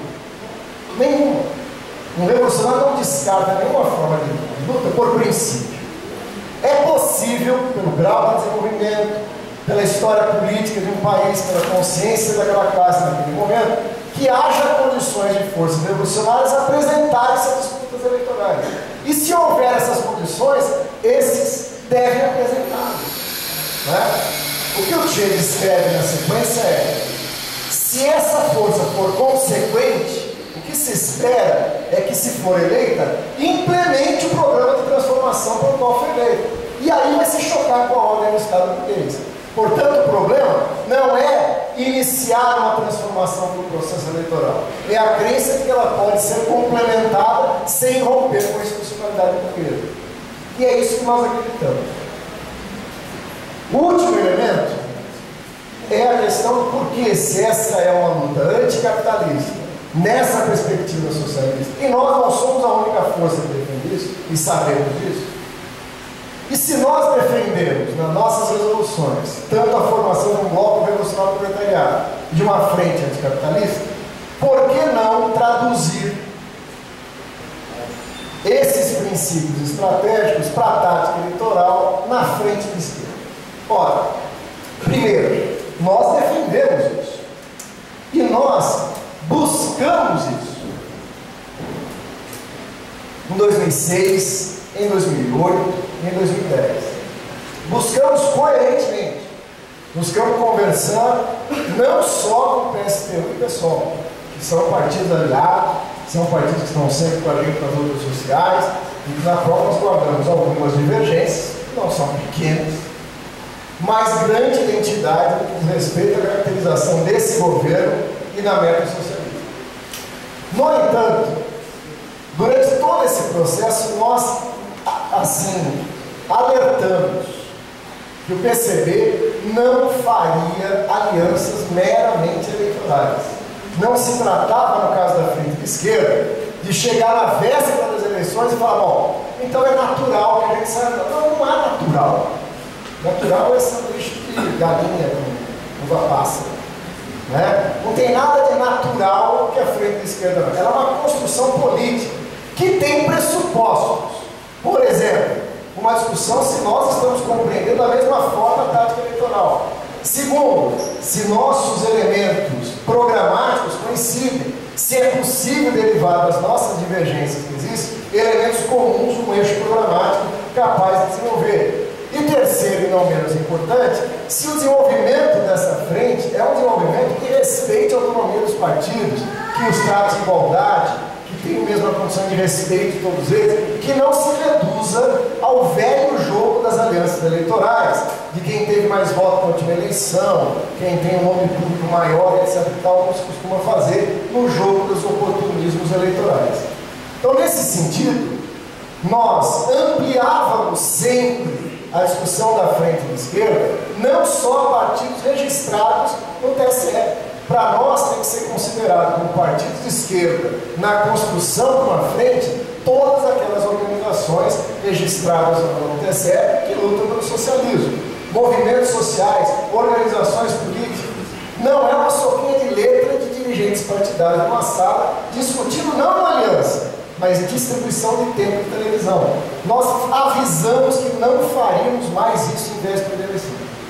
Né? Acontece hoje, aqui eu peço licença aos convidados, sejam muito bem-vindos, etc., mas para falar diretamente aos militares do PC. Acontece hoje um jogo de cartas marcadas que nós temos que ter entendido. Há uma série de manifestos chamando a unidade, e a cada manifesto a unidade fica mais difícil. É um jogo. A gente já sabe ler isso. Né? Nós defendemos uma frente de esquerda e chamamos todos os partidos a participar dessa frente de esquerda, desde que não, e aí viabiliza a frente de esquerda. Para que a representação dos estados não fique restrita à Câmara dos Deputados. No Brasil não funciona assim, essa é a nossa questão. O partido tem discutido bastante isso, ele não pode cair numa armadilha de acreditar que fechando o Senado fica bom, que é unicameral. A Câmara dos Deputados tem os mesmos vícios do Senado. Mas o Senado é uma distorção visível. Quando a gente falava isso há um tempo atrás, as pessoas não davam. Agora, é isso que alguém falou, né? Os comitês, cadê? Se tivesse montado os comitês como o Senado, ia ter gente passando lá para se filiar no comitê, como o Senado, cada vez que aquela casa representa seu verdadeiro caráter. A discussão é mais de fundo, não vem ao caso aqui, né? Na teoria dos federalistas, por exemplo, do Hamilton, eles sofrem em algum momento aqueles ataques de sinceridade, quando eles expressam realmente o que eles querem. O bicameralismo funciona como uma câmara conservadora para evitar a ditadura da maioria, né?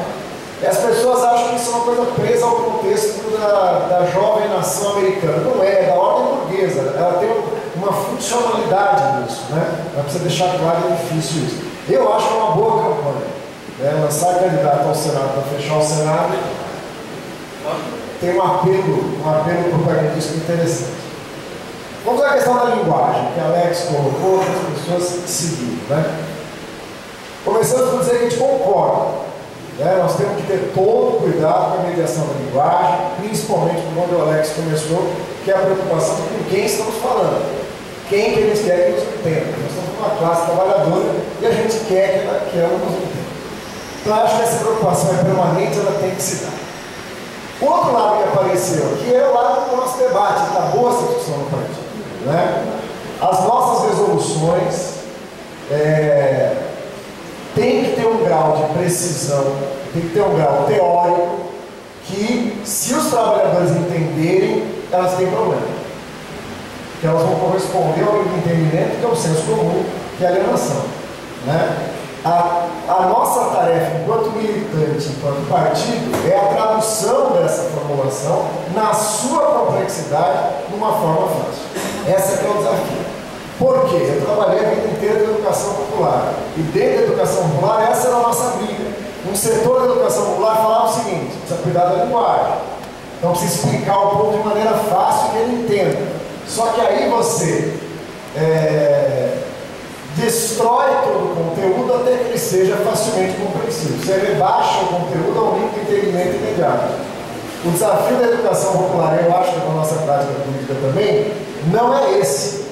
É de achar a forma de comunicar um conteúdo difícil na sua complexidade mantida de forma fácil. Nossa, mas é difícil isso, é por isso que a gente precisa de militante, senão qualquer um fazia, né?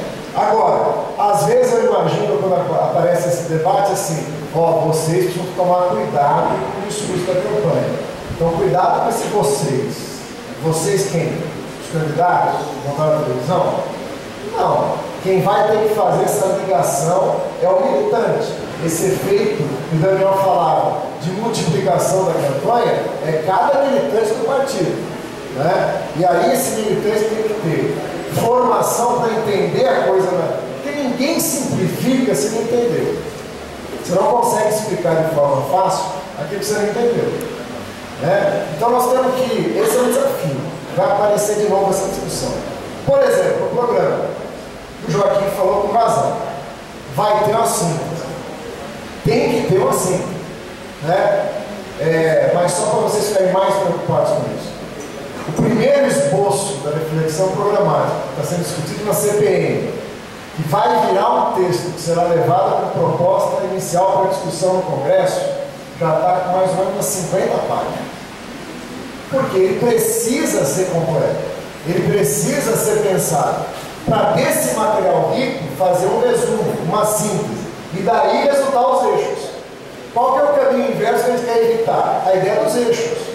Não precisa programa não, escreve aí eixos. Aí aparece, PT era rico nisso, os 13 pontos para BH, 13 pontos para o Brasil. Aí aparece os 13 pontos, fica fácil de panfletar, nem quem escreveu, nem quem está panfletando, nem quem recebe entende, mas é uma peça de publicidade, né?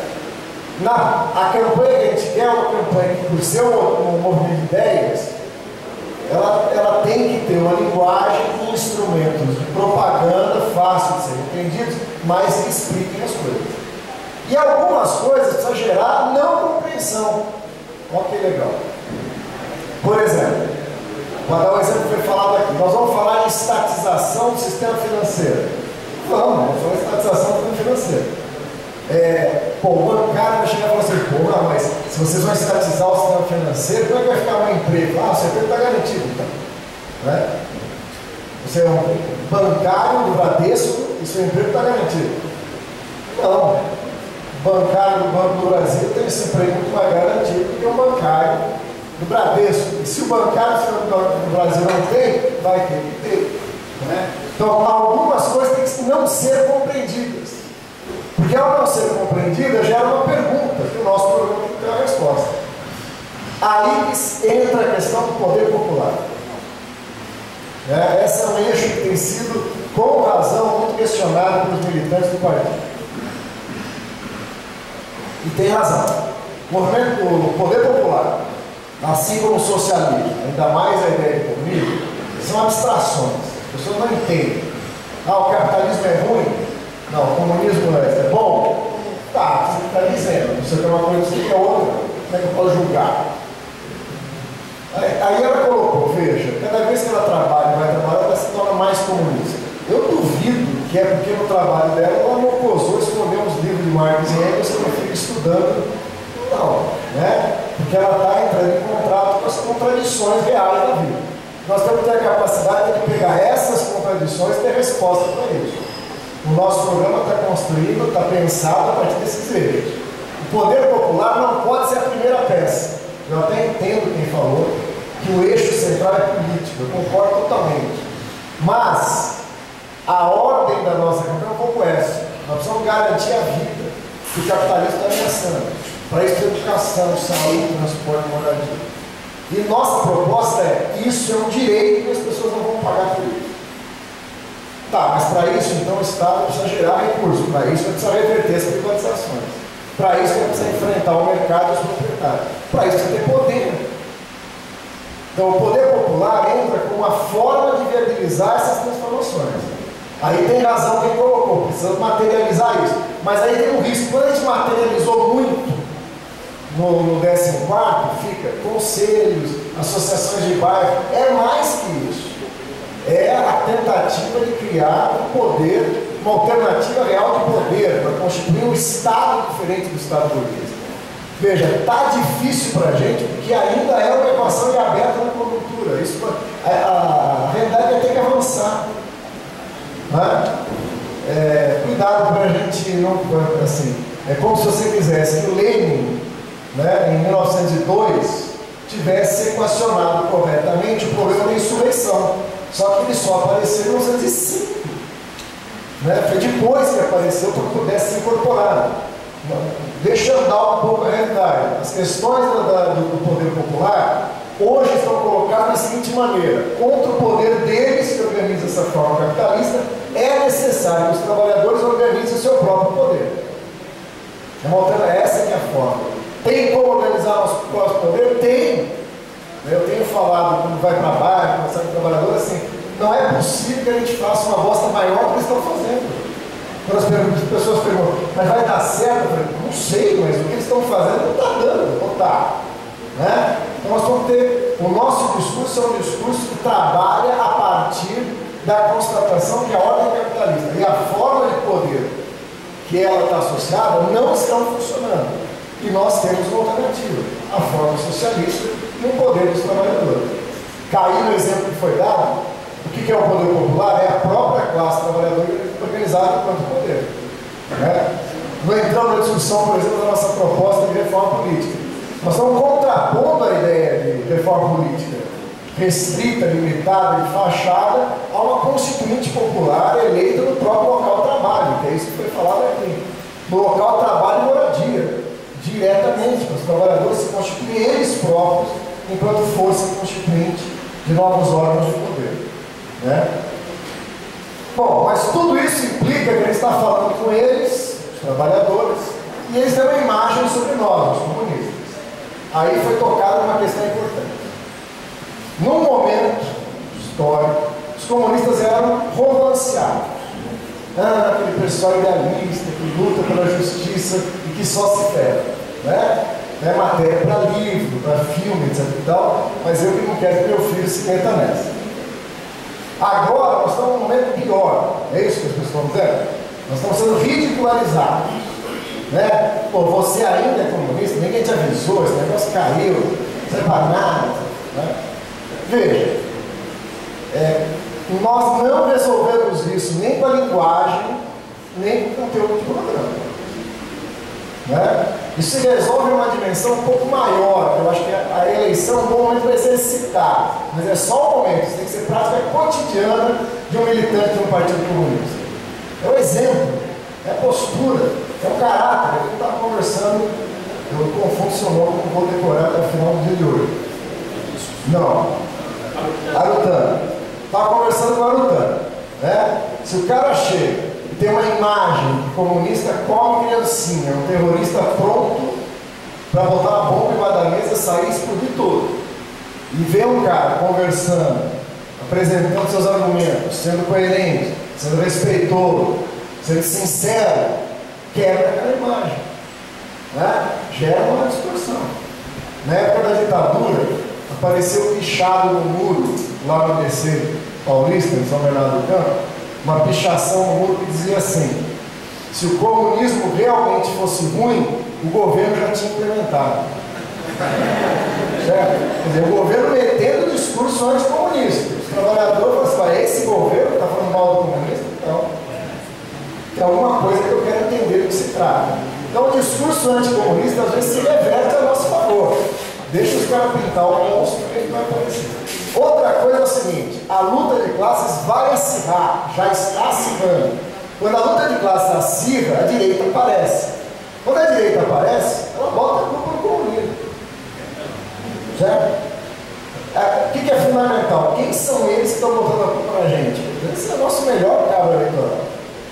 É essa direita que está com medo do comunismo. O que eles têm que falar? Não tem medo, não. Não pode ter medo. Eu acho que você está com pouco medo. Nossa tarefa é deixar só com mais medo. Né? As classes comunistas têm que tremer diante dessa ideia. A segunda parte da frase do Marx é importante: os trabalhadores só têm a ganhar. Se a gente conseguir fazer isso, o nosso trabalho político está bem encaminhado. Tá. Poder popular, peraí, velho.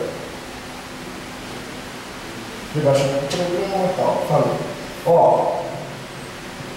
a campanha vai para o interior, né? Veja, na campanha tradicional, o candidato tem que ir em tudo quanto é lugar. A campanha partidária é aquela campanha que você vai em pontos e aonde você vai, ela se expande e conversa com os outros pontos. Essa é a coisa que eu vou fazer, né? Nós temos que ter uma forma de comunicação. Lembrei, a questão da criatividade dos velhos. Tem que ser criativa as formas de comunicação, temos que inventar. Nosso programa é horrível. Não sei como descrever isso para vocês aqui enquanto eu apresentar, mas ele é péssimo do ponto de vista estético. Eu estava conversando com o pessoal que estava na campanha, que vai pensar a forma do nosso programa. Eu falei assim: olha, tem várias metas, mas uma delas é provar para o povo brasileiro que o comunista tem perna. Ele só aparece andando aí, né?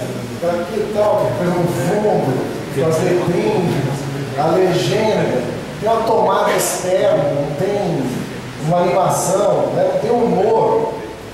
Com o tempo que nós temos de televisão, são segundos, acreditem, não dá para descrever argumentos teóricos, não dá, tem que ser uma mensagem que provoque, humor, ironia, tem que ter tudo isso. A gente gravando o programa é ridículo, as melhores partes são as que não foram gravadas, é a sacanagem que faz com o outro antes de ligar a câmera. Liga a câmera que é sério. Nós estamos aqui, né? Não, tem que tentar pegar esse aspecto, trazer ironia e tal, isso tem que ser criativo. Quando eu falava da questão de não ter que inventar coisa, que ser criativo nem sempre é ser original, é isso que eu estou querendo dizer.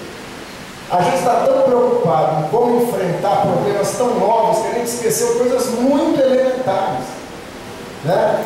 Nossa, como é que a gente sabe os problemas reais da classe trabalhadora? Pergunta para ele, conversa, vai lá, né? Como é que a gente pode fazer a campanha, as novas redes, etc.